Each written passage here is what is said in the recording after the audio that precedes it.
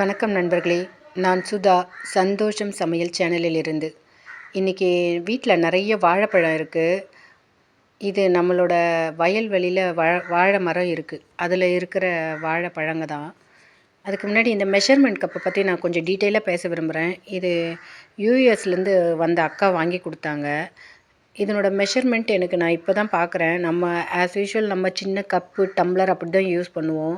இதில் அளவுகள் வேறு மாதிரி இருக்குது. அதனால் எனக்கு அளவு சரியாக தெரியல. 1 கப் அப்படி தான் நான் வச்சுக்க போகிறேன் இதை.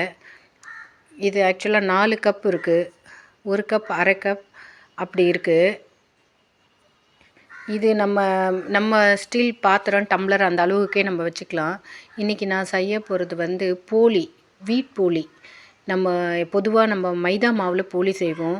இப்போ கொஞ்சம் ஹெல்த் கான்ஷியஸால் நம்ம கொஞ்சம் கோதுமை மாவில் போலி செய்யலான்னு இருக்கேன். நான் இன்றைக்கி எடுத்துருக்கிறது கோதுமை மாவு தான். எனக்கு கோதுமை மாவில் போலி செய்கிறது அவ்வளோவா பிடிக்காது. ஆனாலும் ஹெல்த்துக்கு நல்லது. அதனால் கொஞ்சம் கோதுமை மாவில் போலி செஞ்சு பார்க்கலான்னு நான் ஆல்ரெடி இந்த மாதிரி ட்ரை பண்ணி பார்த்துருக்கேன். இது நான் இந்த பெரிய கப் 1 கப்புன்னு இருக்குது பார்த்தீங்களா, இந்த பெரிய கப்பில் ஒரு 1 1/4 கப்பு எடுத்திருக்கேன்.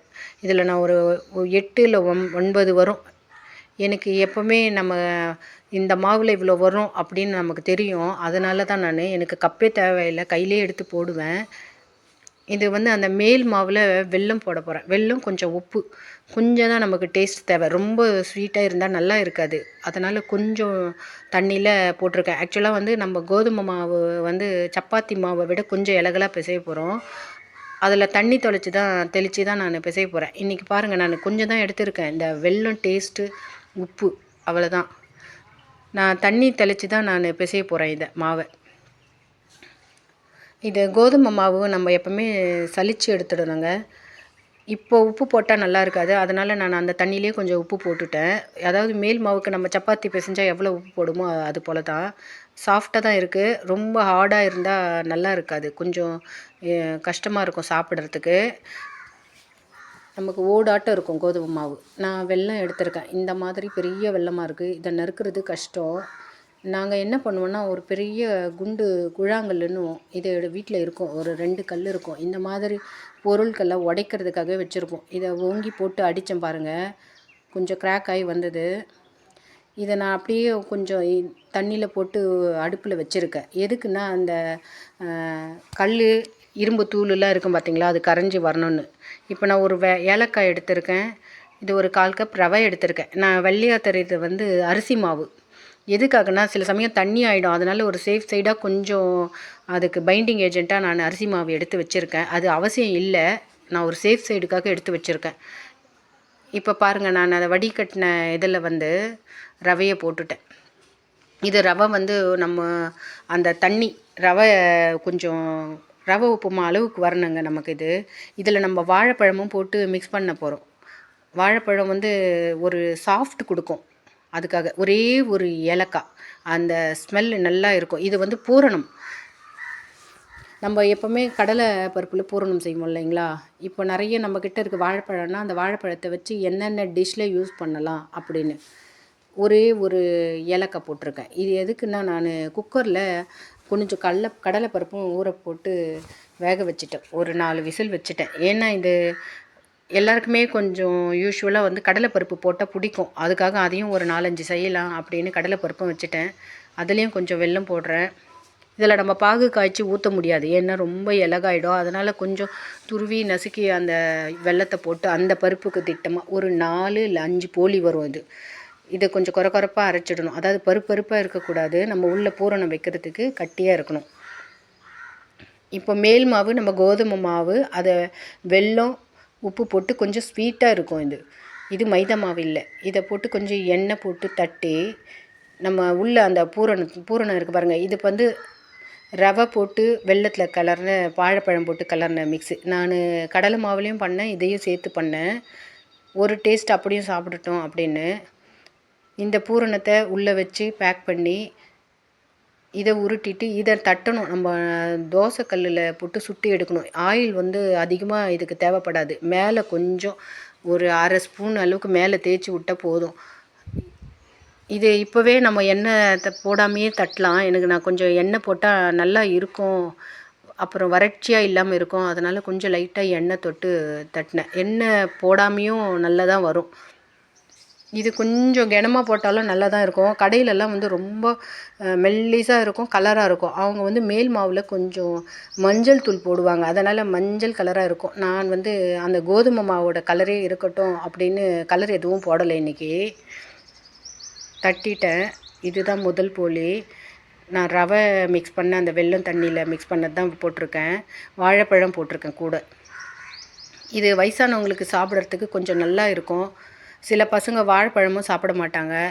இப்போ வயசானவங்க கூடங்க பழம் கொடுத்தா வெயில் காலத்துக்கு சாப்பிட மாட்டேன்றாங்க. இந்த மாதிரி கொடுத்தோம்னா கொஞ்சம் சாஃப்டாக வெண்ணெய் மாதிரி இருக்கும். போலி மாதிரி மைதா மாவில் செஞ்சால் ரஃப்பாக இருக்கும் இல்லைங்களா, அது மாதிரி இருக்காது. கொஞ்சம் ஹெல்த்துக்கும் நல்லது. அதனால தான் நான் இப்படி இந்த ஐடியா பண்ணியிருக்கேன் இன்றைக்கி. இந்த மாதிரி டிஷ் இருக்குது ஆல்ரெடி. நம்ம மைதா மாவில் கடலை பருப்பு வச்சு தான் நிறைய பொதுவாக பண்ணுவோம். இன்றைக்கி கொஞ்சம் வித்தியாசமாக பண்ணி பார்க்கலாம். இந்த பருப்பு கொஞ்சம் தெரிகிற மாதிரி இருக்குது பார்த்தீங்களா, உள்ளே பூரணம். அது ஒன்றும் ஆகாது, நல்லா வெந்துடும். தோசைக்கல் வச்சாச்சு. இப்போ நம்ம தோசைக்கல்லில் லைட்டாக ஒரு மேலே எண்ணெய் தடவி விட்டோம்னாவே போதுங்க, சீக்கிரம் வெந்துடும். நான் ஒரு பக்கம் இதை செஞ்சுட்டே ஒரு பக்கம் போலிக்கு மாவு தட்டிகிட்டே இருக்கேன் பூரணம் வச்சு.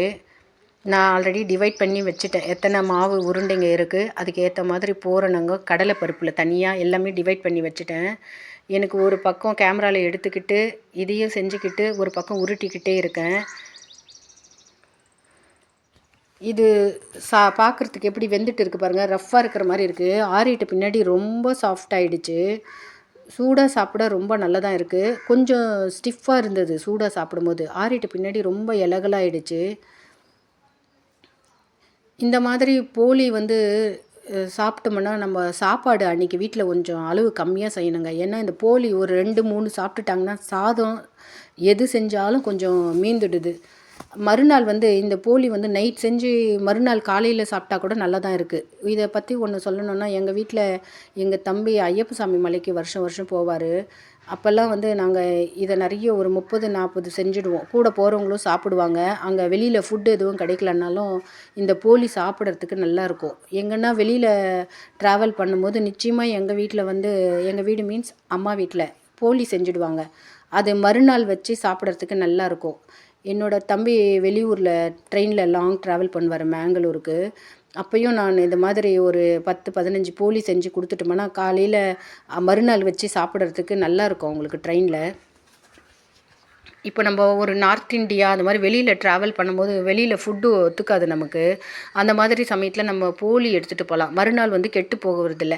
இப்போ நம்ம ஆஸ் யூஷுவலாக புளி சாதம், எலுமிச்சை சாதம் இப்படி தான் எடுத்துகிட்டு போவோம். இந்த மாதிரி எடுத்துகிட்டு போனோன்னா கொஞ்சம் இப்போ நம்ம சப்பாத்தியும் செஞ்சு எடுத்துகிட்டு போகலாம் கார சட்னி வச்சுட்டு. இது மாதிரி ஒரு ஸ்நாக்ஸ் மாதிரி சாப்பிடவும் நல்லா இருக்கும். சூடாக தான் சாப்பிடணும்னு ஒன்றும் இல்லை, ஆறிட்டாலும் நல்லாயிருக்கும். இது கோதுமை மாவு போலி. இதில் என்ன ஒரே ஒரு வித்தியாசம்னா, நம்ம வாழைப்பழம் போட்டிருக்கோம். உள்ளே பூரணம் வந்து ரவை வச்சுருக்கோம், வெல்லம் போட்டிருக்கோம். ஆஸ் யூஷுவல் நம்ம வெல்லம் போட்டு கடலை மாவு போடுவோம். இன்றைக்கும் நான் அதையும் பண்ணியிருக்கேன். கடலை மாவு வச்சும் போலி பண்ணியிருக்கேன். ஆனால் நம்ம மைதா மாவுக்கு பதில் இன்றைக்கி ஃபுல்லாக கோதுமை மாவு தான் நான் யூஸ் பண்ணிகிட்ருக்கேன். இனிமேல் நம்ம கொஞ்சம் ஃபுட்டில் மைதா மாவு குறைச்சிட்டு நம்ம டேஸ்ட்டு அந்த டேஸ்ட்டுலேயே இல்லாமல் கோதுமை மாவு, கேழ்வரகு மாவு, கம்பு மாவு, சோள மாவு இது மாதிரி நம்ம திணை வகைகள் கூட சமையல் கொஞ்சம் இனிமேல் நான் மாற்றலான்னு இருக்கேன். எல்லாருக்குமே வந்து வாய் ருசிக்கு மட்டும் சாப்பிடாமல் ஹெல்த்துக்காகவும் பார்க்கணும் இனிமேல். இதில் பாருங்கள், நான் 2 வகையாக பூரணம் பிரித்து வச்சுருக்கேன். ரவையில் செஞ்ச பூரணமும் இருக்குது, கடலை மாவில் செஞ்ச பூரணமும் இருக்குது.